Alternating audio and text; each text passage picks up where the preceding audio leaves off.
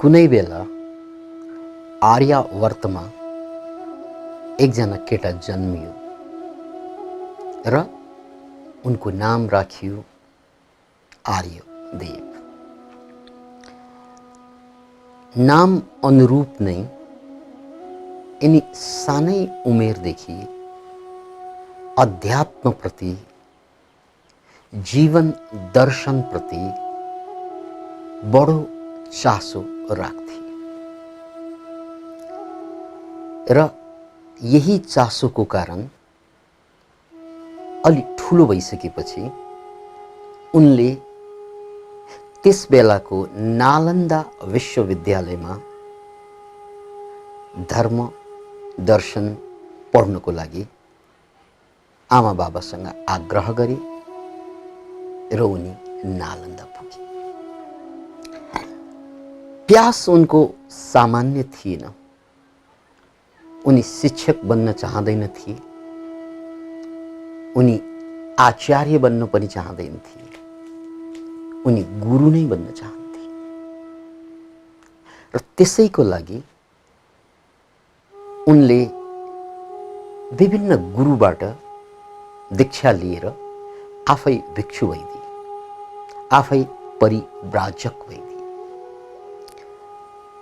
र यिनी यति प्रतिभावान थिए भन्न परोइन, जसको जन्मैले जुन स्वभाव छ त्यही विषय पढ्न पायो भने दायाँ बायाँका कसैले उनलाई भेट्टाउन सकिँदै सकिँदैन, किनकि उनीसँग जन्मैदेखि जेनेटिकल कोडमै त्यो गुण छ। अतः इनको गुण, इनको इच्छा र इनको शिक्षा एउटै भइदिएको कारणले, शब्द फेरि इच्छा र शिक्षा एउटै भइदिएको कारणले, इच्छा र शिक्षा एउटै भइदिएको कारणले यिनलाई नालन्दामा यिनको जमानामा सबभन्दा प्रसिद्ध उपाध्यायको रूपमा, आचार्यको रूपमा चिनिन थाले र उनीबाट दीक्षित हुने शिष्यहरूको, साधकहरूको संख्या 100मा होइन, 1000मा होइन, लाखसम्ममा पुग्यो। नाउ थिंक, यत्रो विशाल शिष्य मण्डली उनको सेरोफेरो जन्मिन थाल्यो। तर इनको प्यास आध्यात्मिक मुक्ति थियो, आध्यात्मिक ज्ञानको प्राप्ति थियो। अर्को शब्दमा इनलाइटनमेन्ट इनको अन्तिम लक्ष्य थियो। त्यसकारण यति सबै शाब्दिक ज्ञान, पुस्तकीय ज्ञान, शास्त्रीय ज्ञानको बावजुद पनि मनको अन्तरकुन्तरमा उनी सन्तुष्ट थिएन। शिष्यहरूको लर्का दायाँ बायाँ अगाडि पछाडि हुँदा हुँदै पनि आफूभित्र उनी आफ्नो मनको अन्तरकुन्तरमा अँध्यारो नै पाउँथे। त्यसकारण उनी मौका बेलाको इन्तजारमा थिए कि काश म यो शास्त्र, शब्द, संस्कारबाट बाहिर आएर ज्ञानको, प्रज्ञाको उज्यालोमा जाने कुनै दिन त होला, यसको इन्तजार गरिरहेका थिए। नभन्दै त्यो बेला एकजना महान सन्त, जसको नाम हो नागार्जुन, उनको बारेमा सुन्नमा आयो। र नागार्जुन एकातिर त आध्यात्मिक व्यक्तित्व र अर्कोतिर उनको खोज भनेको रसायन थियो। पारालाई सुन बनाउने र औषधि यस्तो निर्माण गर्ने जसलाई खाइसकेपछि मान्छे सिधै ज्ञानको बोध हुने, यस्तो खोजमा पनि थिए। इन्ट्रेस्टिङ। र यो कुरा सुनिसकेपछि आर्यदेव दक्षिण भारततिर कुदे उनले गुरु भेट्टाए नागार्जुनको रूपमा, जो त्यो बेला अल्केमिस्ट अर्थात् रसायन शास्त्री पनि थिए। गुरुले नागार्जुनले उनलाई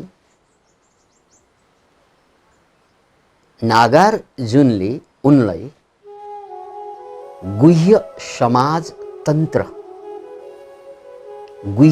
समाज तन्त्रमा दीक्षित गरे। पुनः एकपल्ट गुह्य समाज तन्त्र यस्तो ग्रन्थै पनि पाइन्छ र यो शास्त्रभित्र पञ्चमकार पनि प्रयोग हुन्छ, जसलाई वाम तन्त्र भनिन्छ। मंस, मदिरा, मत्स्य, मुद्रा। Can you imagine it? 5 वटा कुरा। मंस, अनि त्यसपछि दोस्रो मत्स्य, तेस्रो मदिरा, चौथो मुद्रा र पाँचौं मैथुन। यो 5वटा कुरालाई पनि आध्यात्मिक जागरणको लागि, एनलाइटनमेन्टको लागि प्रयोग गरिने शास्त्रको नाम तन्त्र हो र उनी त्यसैमा दीक्षित भए, गुह्य समाज तन्त्र। यो साधकमा जन्मजातै आध्यात्मिक गुण थियो, अतः उनी धेरै छोटो समयमा धेरै गहिराइमा पुगे र गुरु र शिष्य भिक्षाटन गर्न जाँदा, भिक्षा माग्न जाँदा गुरुले भन्दा बढी महिलाहरूले आर्यदेवलाई भिक्षा दिन थाले। गुरुलाई नमिठो, गुरुको भागमा नमिठो, शिष्यको भागमा मिठा मिठा खानेकुरा पर्न थाल्यो। एक दिन नागार्जुनले भने, बाबु तिमीले त जहिले पनि मिठा मिठा खानेकुरा भिक्षामा पाउँछौ र जहिले पनि धेरै धेरै पाउँछौ, यसरी साधक भोगी हुनु हुँदैन के? यसरी साधक भोगी हुनु हुँदैन के? त्यसकारण तिमीले मागेर ल्याएको खानाबाट, यो मेरो आदेश हो, चामल मागेर ल्याउँदा, भात मागेर ल्याउँदा त्यसलाई हातले खान पाउँदैन, हातले खान पाउँदैनौ। अब केले खाने गुरुदेव? सियो लिनु, त्यो सियोले घोपेर खानु, अनि जति खाएर तिमी तृप्त हुन्छौ त्यति खानु। अब कल्पना गर्नुहोस्, सियोले एक एक दाना टिपेर खाँदा पेट भर्नको लागि कति समय चाहिँदो होला। शिष्यले टाउको झुकाएर स्वीकार गरे। यो शिष्यको पात्रता थियो, यो शिष्यको पात्रता थियो, किनकि गुरुदेवले जे भन्नुहुन्छ त्यो मेरी हितलाई मध्यनजर राखेर भन्नुभएको होला। त्यसकारण उनले एक एक सीता सुइरोले टिप्दै खान थाले। अब यसो गर्दा उनको वेट घट्यो, वजन घट्यो, कम खाएपछि फुर्तिलो त भयो। तर उनका उपासिकाहरू, किनकि उनी तन्त्रमा दीक्षित थिए, त्यसकारण उनका महिला उपासिकाहरूले यिनलाई दुब्लो पातलो भएको हेर्न त चाहँदैनथे, तर गुरुको वचनलाई फेरि नाग्न सक्दैनथे। याद राख्नुहोस्, सुइरोले घोचेर खानु भनेपछि सुइरोले नै घोचेर खाने हो, त्यहाँ प्रश्नको कुरै छैन। यसलाई भनिन्छ शिष्यको पात्रता। त्यसकारण उनले चामललाई त सुइरोले नै घोपेर खाने आदेश त्यही थियो। अनि उनका उपासिकाहरूले सोच्न थाले, यसो गर्यो भने त हाम्रा आर्यदेव डुब्लाउँदै कमजोर हुँदै ढल्छन्, यति त गर्नु भएन बा भनेर पुरी पकाएर ल्याउन थाले।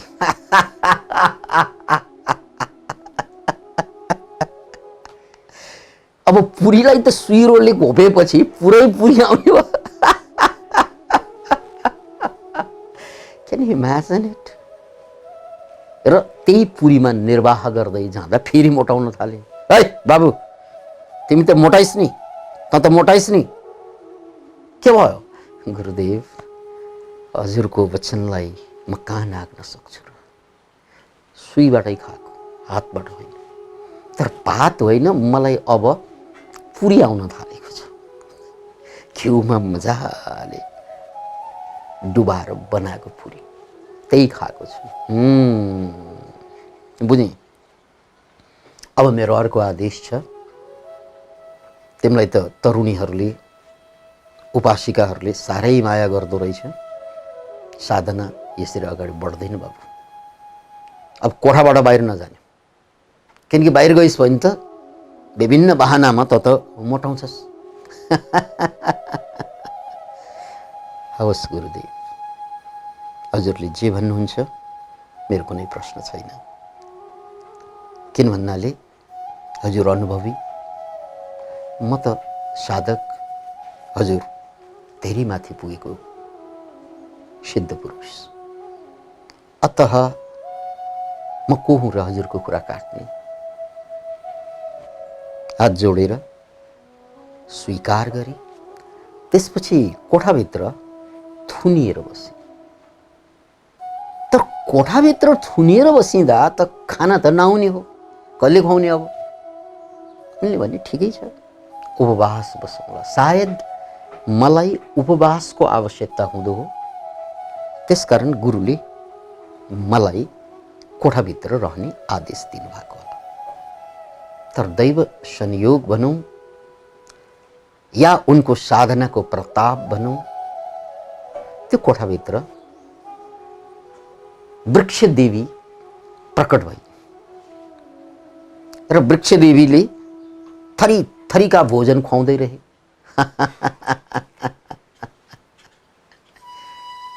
गुरुले आएर हेर्छन्, यो मान्छे त झन्झन मोटाएर आएको छ, झन्झन तेजिलो मोटाएको छ। यार, उपवास बस्नको लागि कोठाभित्र थुनेको यो मान्छे, यो त झन्झन मोटाएको छ। ए बाबु, केही खाइस्? खाएँ गुरुदेव। अनि कहाँबाट खाइस् नि? बाहिर गइस्? त्यो आँट, त्यो साहस मुखमा कहाँ हुन्छ गुरुदेव? म हजुरको वचनलाई कहाँ नाग्न सक्छु? म त कोठाइमा छु। हजुरले बाहिर नजानु भन्नुभयो, म गइनँ। तर मेरो कोठामा वृक्षदेवीले आएर मलाई भोजन दिनुहुन्छ दिनदिनै। के रे वृक्षदेवी के भने आयो? त्यस्तो पनि हुन्छ र? गुरुदेव, म झुटो कहाँ बोल्छु हजुरलाई? हजुर आइबक्स्योस् भोजनको टाइममा। ओ बाहिरबाट नियाली बक्स्योस्, बाहिरबाट पालबाट नियाली बक्स्योस्। ल ठिक छ, म भोलि भोजन गर्ने टाइममा तिम्रो त्यो भोजनको टाइममा आउँछु। भोजनको टाइम भयो, गुरुले यसरी आएर पालबाट चियाए। खाना धराधर आइरहेको छ र त्यो खाना ल्याउने चाहिँ हात देखिरहेको छ, खुट्टा देखिरहेको छ। खुट्टा टक टक खाएको, हातले चाहिँ पस्केको र आर्यदेवले खाना खाएको सबै देखिरहेको। तर शरीर छैन, टाउको छैन, शरीर छैन, केही छैन। अब यिनी त गुरु हुन्, त्यसकारण ढोका खर्याक्क खोले। किनकि बाहिरबाट मैले नदेखेको केही चिजले छेक्यो होला भनेर खर्याक्क खोल्दा पनि त्यहाँ हात देखिन्थ्यो, अर्को हात पनि देखिन्थ्यो, दुवै खुट्टा, तर शरीर देखिँदैन थियो। अनि त्यसपछि नागार्जुनले वन्दना गरे, हे देवी, मलाई हजुरले किन दर्शन नदिनु भएको? किनकि मैले हात देखेँ, खुट्टा देखेँ, तर हजुरलाई मैले पुरा देख्न सकिनँ। जबकि मेरो शिष्यले हजुरलाई तलदेखि माथि, माथिदेखि तल देखिरहेका छन्। त्यही कुरा यिनी सुनाउँदैछन्। म यिनको गुरु, तर मैले हजुरलाई, हजुरको दर्शन पाइनँ। कमी मेरो कहाँ, चुके म कहाँ? हे वृक्षदेवी। अनि आवाज कन्किन्छ गम्भीर, तिम्रो शिष्य शुद्ध भइसकेको छ, मुक्त भइसकेको छ, ऊ भित्रबाट बुद्ध भइसकेको छ। त्यसकारण त्यो शुद्धिले मात्रै मेरो दर्शन पाउने हो। र तिमीले आंशिक दर्शन पाउनुको मतलब तिमी आंशिक शुद्ध छौ, तिमी अझै पूर्ण शुद्ध भएका छैनौ नागार्जुन। यति कुरा भनेर अन्तर्धान भइदिए। अब छैन त्यहाँ कोही। त्यसपछि नागार्जुनलाई शङ्का लाग्न थाल्यो, किनकि उनी धुरन्धर विद्वान, धेरै साधनाको लेभल पार गरिसकेको। मैले मुक्तिका 4 चरणको व्याख्या गर्दा यहाँहरूलाई भनेको थिएँ, श्रोतापन्न, सकृदागामी, अनागामी, अर्हत र युग युगमा आउने बुद्ध पुरुष, यसरी 4 चरण प्लस 1 5 वटा यो मुक्त पुरुषहरूका चरणहरू हुन्छन्। र गुरुहरू कुनै न कुनै चरणमा पुगिसकेका हुन्छन्, तर पूर्णतया मुक्त नभएको पनि हुन सक्छ। नागार्जुनको यो बेलासम्म हालत पूर्णता प्राप्त गरेको थिएन। त्यसकारण उनले जे देखे, जुन सामान्य मान्छेले देख्दैनन्, देखे तर आंशिक देखे। कति सुन्दर चित्रण। त्यसकारण पूर्ण सत्य देख्ने पनि गुरुत्व हुन्छ, आंशिक सत्य देख्ने पनि गुरुत्व हुन्छ। यो गुरुत्वै फरक हुन्छ। त्यो पनि गुरु जसले पूर्ण सत्य देखिरहेको छ, र यो पनि गुरु जसले अर्ध सत्य देखिरहेको छ। तर शिष्यको लागि पूर्ण गुरु र अर्ध गुरुसँग माइने राख्दैन। यो कथाको सौन्दर्य यहाँ हेर्नुहोस्। शिष्यको त गुरु कस्तो छ त्यो दोस्रो कुरा, शिष्यको पात्रता कस्तो छ त्यो पहिलो कुरा। त्यसकारण आर्यदेव पूर्णतया मुक्त भइसके, जबकि गुरु अझै यात्रा गर्न बाँकी थियो। अनि दीक्षा शिक्षा कसको त भन्नाले त्यो पूर्णतया मुक्त नभएको गुरु, दीक्षा उनको, शिक्षा उनको, तर गुरुले भन्दा अगाडि मुक्ति यिनले पाएका छन्। किन बाँचे? अब यहाँनिर बडो सुन्दर ट्विस्ट एन्ड टर्न भनिन्छ नि, मोड छ। त्यो सुन्दर मोड के त भन्नाले देवी अदृश्य भइसकेपछि, अलप भइसकेपछि अझै उनलाई शङ्का लाग्छ शिष्यप्रति। देवीको त घोषणा छ, उद्घोषण गरेर गइन् कि तिम्रा शिष्य विमल भइसके, यानी मलबाट मुक्त भइसके, मनको मैल सबै उत्रिसके, तिमीमा केही बाँकी छ। उनलाई शङ्का लाग्यो।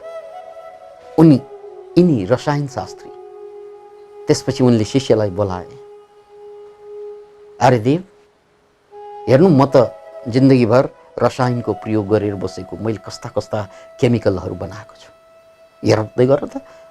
एउटा केमिकल निकाले र त्यो अगाडिको रुखमा त्यो केमिकललाई पोटे, रसायनलाई पोते। त्यो पोट्न साथ हेर्दा हेर्दै त्यसको छालहरू यानी वृक्षको छाल झरेर गयो, झरझर झरझर झरेर नाङ्गो बनाइदियो। कति पावरफुल चिज उनले पत्ता लगाएको रहेछ। मैले त यस्तो चिज पत्ता लगाएँ। अब म तिम्रो गुरु, तिमी त मभन्दा माथि पुगिसकेको अरे, तिमीले के गर्न सक्छौ? गर्नु त के गर्न सक्छौ? यस्तो के गर्न सक्छौ? गुरुदेव, म त रसायन शास्त्री होइन, म हजुर जस्तो त हुँदै होइन, त्यस्तो कुराको ज्ञान पनि मलाई छैन। तर हजुरले भन्नुभएपछि एउटा प्रयोग गर्छु म, गर्नु। त्यसपछि उनी सुराई लिएर टोयलेटमा गए, पिसाब फेरे, र त्यो पिसाबले त्यो गुरुले चाहिँ नाङ्गो पारिदिएको, त्यो छाला उधारिदिएको उनको रसायन बलले त्यो वृक्षमा छ्याप्न साथ हेर्दा हेर्दै त्यहाँ हरियो फेरि पलाउन थाल्यो। गुरुले निकालिदिएको कुरा फेरि निस्कन थाल्यो र त्यसमाथि चाहिँ पालुवा पलाउन थाल्यो। अब भने गुरु कन्भिन्स्ड भयो। आर्यदेव, अब तिमी मका बस्नु कुनै औचित्य छैन, किनकि तिमीले जुन चिजको लागि यहाँ आयो ती चिज मैले भन्दा पहिला पायो। मेरो आशीर्वाद, मेरो धन्यवाद तिमीसँग जहिले पनि रहनेछ। जाऊ जाऊ, अब तिमी लोक कल्याणको लागि अगाडि बढ। अब तिमी लोक कल्याणको लागि अगाडि बढ। त्यसपछि आर्यदेव जान मात्र के लागेको थियो, आर्यदेव जान मात्र के लागेका थिए, त्यत्तिकैमा वृक्षदेवीले आएर उनलाई रोक्छिन्। फेरि वृक्षदेवीको आवाज आउँछ। वृक्षदेवीले भन्छन्, आर्यदेव त्यत्तिकै कहाँ जान पाउँछौ? मलाई तिम्रो आँखा साह्रै प्यारो लाग्छ। तिमी साह्रै सुन्दर छौ, तिम्रो सर्वाङ्ग सुन्दर छ र तिम्रो साधनाको बलले त तिम्रो पुरा शरीर पनि दिव्य भइसकेको छ। र म तिम्रो आँखाप्रति आसक्त पनि छु। तिमी जाँदैछौ, कृपया एउटा आँखा छोडेर जानु। नाउ थिङ्क, एकचोटि सोच्नुहोस्। अब उनको सबभन्दा सुन्दर आँखा निकालेर दिनुपर्नेछ। अब देलान् र उनले? This is the question. उनले नाइ नास्ति गरेनन्। हात जोडेर भने, देवी हजुरको इच्छा छ भने मेरो आँखा हजुरको लागि। चक्कु लिएर आँखा निकाल्दै र चढाएर कथा यहाँ सकिन्छ। त्यसपछि उनी जहाँ जहाँ गए, जुन जुन ठाउँमा गए, हजारौं मान्छेले घेर्न थाले, किनकि अब उनी दिव्य भइसके, अब उनी भव्य भइसके, अब उनी आचार्य होइन, गुरु, सद्गुरु भइसके, जसको उपस्थिति मात्रले पनि मान्छेले आनन्द शान्तिको अनुभूति गर्न थाले। अतः त्यसपछि उनको नाम रह्यो कानपा, किनकि एउटा आँखा गयो, काना भए र त्यो कानपाको नामबाट उनी प्रसिद्ध भए 84 सिद्धमा। अब यहाँनिर बुझ्नुपर्ने एउटा कुरा, हामीले मुक्त हुनको लागि, एनलाइटेन्ड हुनको लागि पार गर्नुपर्ने 10 वटा बाधाका बारेमा अगाडिका भिडियोजहरूमा बताइसकेका छौँ। र पहिलो बाधा के हो त? सत्काय दृष्टि। यो शरीर म हुँ, विचार मेरो हो भन्ने जुन बुझाइ हो, यो मानसिक बन्धन, यो शारीरिक बन्धन, यो आध्यात्मिक बन्धन, जसलाई हामी ब्रह्म ग्रन्थि, विष्णु ग्रन्थि र रुद्र ग्रन्थि भन्छौँ योगमा।